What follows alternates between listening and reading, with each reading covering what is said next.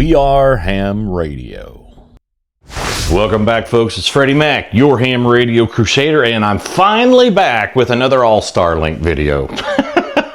This one is about HamVoIP. Yes. Now, I think all of y'all have noticed there's been some issues with the Saytime weather at the top of the hour. You pretty much always get the time, but you don't always get the weather. And that's always been an issue to some level or another. About 3 years ago, Doug Crompton, WA3DSP, who does a lot of work with HamVoIP and Supermon 2, also wrote the scripts, the original scripts, I believe, him and some others, for Saytime weather. Well, that called upon the APIs it called upon the APIs of a weather service. And they finally said, hey, we're pulling these RSS feeds. Didn't tell anybody that I'm aware of. Anyway, they went away. So about 3 years ago, Doug re-engineered the whole thing to pull the weather data from OpenMeteo, and, well, it got overwhelmed. It's a service that if it gets so many requests at the same time or within a certain period of time, it just won't give you a return. So he did some painstaking research. He did a lot of work. I know all the HamVoIP users, including myself, are very grateful. He re-engineered it a little bit and made it even better. So the way Saytime weather worked before, top of every hour, the script file would run. It would reach out to the internet and said, hey, give me that weather information for my area. It would parse out that data and make it into an audio file or a series of audio files. Good afternoon. The time is 12 p.m. Weather conditions, sunny, 72 degrees. Something like that. But it would take that data and parse it out. Well, once that service says, hey, I'm getting too many of this at once, and I'm just going to conk out, you wouldn't get them. So Doug's new method is this. It runs a script file every 15 minutes randomly, pulls that weather data down, and hangs on to it. So whenever your top of the hour rolls around, it, boom, fires off almost immediately, and you've got your weather data. And it's only 15 minutes old or younger. So totally worth it. Totally worth it. This video is going to show you how to do it in your HamVoIP node. If you've got the weather fix from about 3 years ago, I think that will null this out as well. But I'm going to do it as a fresh HamVoIP install. So pretty straightforward. Take a look. Okay, here's how we do it. We're going to go to weatherapi.com and create an account. We're just going to come down here and hit sign up. And I'm going to use my personal email address. And they like for you to type it twice in case you get it wrong. Make sure you get it right. And we're going to make us a password. Hit tab. Our passwords do match. Are you a human? Yes. What is 7 plus 12? 19. So I have read and agreed to that. So let's sign up. So now we got to verify our account. So please log into your email account and click on the verification link, and we can do that real quick. Thanks for signing up. To complete your account verification, click on the link, and we are. And email verification is successful. We can go on to our login page, type in that email address, and log in. And boom, already we have an API key, but we can't stop there. And yes, it does say trial ends on May 11th, 2026.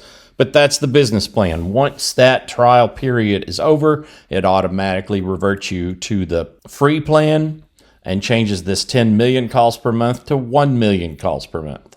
So I think we're going to be good. But per the document. Okay, future Freddie Mac here. Every time I say per the document, that's going to be the document that's going to be linked down in the description that Doug, WA3DSP, created to help you through this process. It's a little more detailed, so read it. But back to the video. After we sign up, you can find your API key in the account settings, which we've already found our API key. But we've got to go and do a few more steps down in analytics and API response field. So let's click on that little. So we're going to go right up here and click on the hamburger menu. Well, it was already expanded. I didn't realize that. We're going to click on analytics, and it'll let you see the analytics that you can come back to and refer to, or as you want to after your node has accessed this weather API to get the weather information. We want to go to API response fields. Let that load, and you'll notice there's a bunch of stuff checked. Yeah, this is going to be the hardest part of the whole thing, I think. We want to uncheck everything except for, we want to leave temp C, temp F, text, and code checked, but everything else gets unchecked. So bear with me while I uncheck everything. If there's a quicker way to do this, I don't know it. The wind degree off of there. We just need these 4 checked. You've got to be sure and go down to all these fields, and there's a bunch of them. Make sure you go all the way to the bottom and just keep scrolling with your little wheel.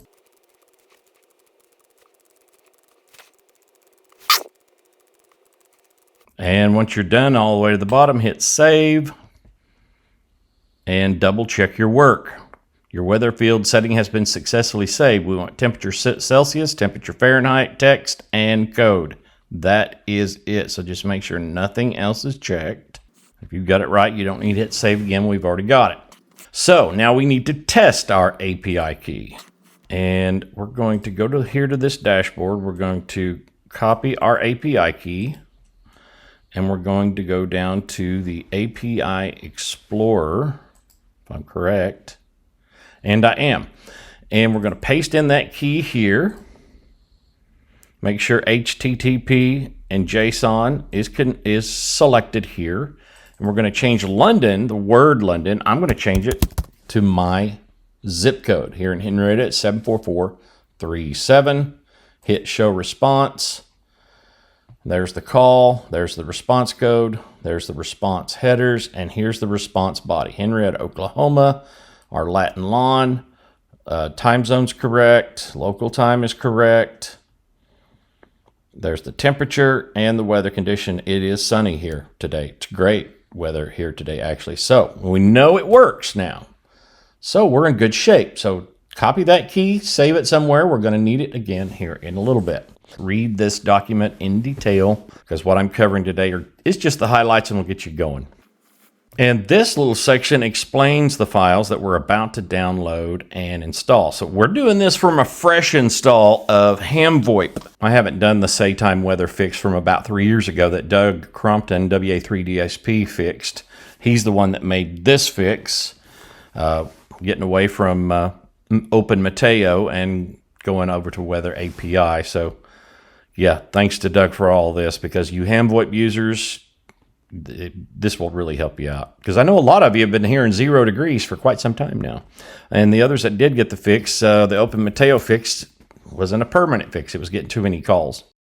And like I said, this is just explaining what's going to happen. So what we're going to do is we're going to go in there and install it. So let's SSH into our node like I've done here. We're going to go down to number 9 and get into that bash shell interface. And we are already in the root. So we're going to copy this command so that we can pull this down.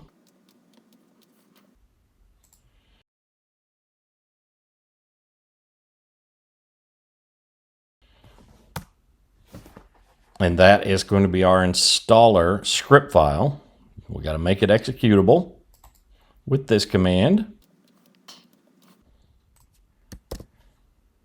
Hit enter, and then we can execute the script.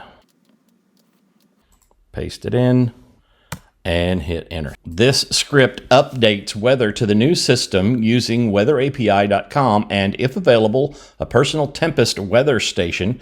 It must be run on all of your nodes on which you wish to receive weather. I don't have a Tempest weather station, but if you do, you could also set this up to pull that weather information from the weather station that you own, and your node will report weather conditions from it rather than from weatherapi.com. Continue. I'm going to hit yes. Deleting all the old files, putting all the new files in. You can check this link here if you want to see the full details. That's the document we've been referring to. So the way this works, just so you'll understand, this script, first we've got to go in and update our weather API.ini file, which we're about to do. But once we're done, we have to wait up to 15 minutes for this to pull the weather information down. So this is not pulling weather info every 5 minutes or every 1 minute or every 3 minutes or whatever we set it at before. Now it does it every 15 minutes. So at the top of the hour, when it goes to pull that information, your computer will already have it and will spout it off a lot quicker than it normally did. We're talking a difference of milliseconds, but it is what it is. Let us modify that weather API setup. I'm sorry, that weather API.ini files. Nano asterisk local weather API.ini. Hit enter, and we've got this nice little file down here. Well, we've got to put our API key from weather API in this little area, so let's go copy it.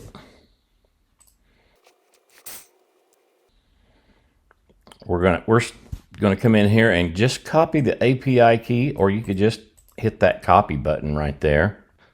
And let us take out the words your assigned key, leave the quotes, and paste in your API key there. Then I want to come down to M code and change that to my zip code. And I need to put the lat and lon in. So if you notice, there's 5 digits after the latitude and 4 digits after the longitude.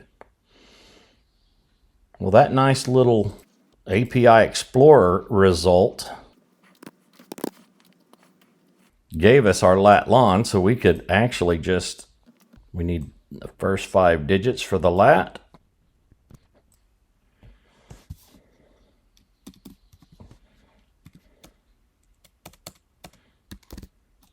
Paste that in. And then we could go get the last 4 digits for the longitude.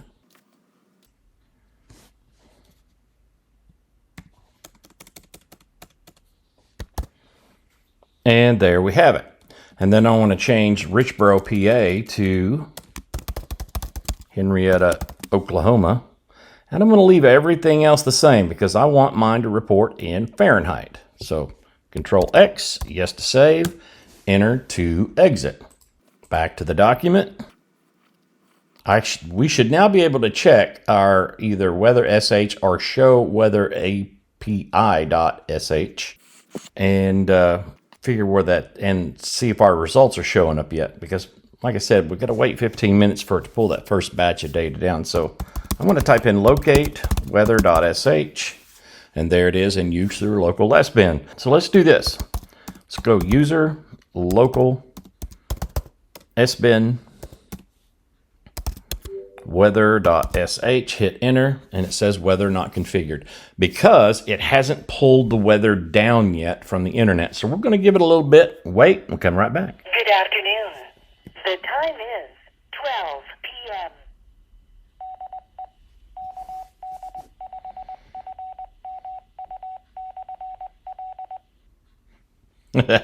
That's what Saytime weather says without the weather.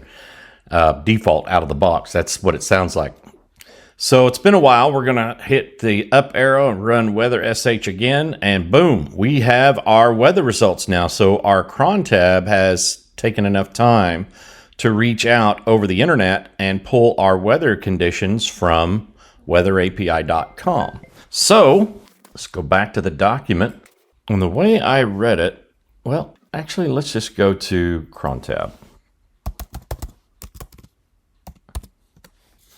And you can see right here, this is our call out line, I should say, our cron tab entry for Saytime weather. And let's test it because it's only set to do the time right now. Let's do this real quick. So let's go user local sbin saytime.pl, the number 1, and this node is 577884. And we'll see if we get a result when we hit enter. Good afternoon. The time is 12:02 p.m. Weather conditions clear. Temperature 76 degrees. And it's exactly right with the time and the weather conditions. So we are back in business, but we need to do one thing. We did Saytime PL 1577884. So let's go back into cron tab. Come all the way over here between Saytime PL and $node 1 and type in the word, the number 1. This tells that script that we want to hear weather conditions.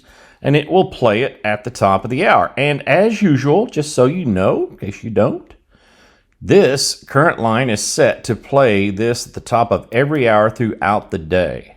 So if you just want it to do it between, let's say 7 a.m. and 9 p.m., you can do that little number right there. So at 10 p.m., it will sound again.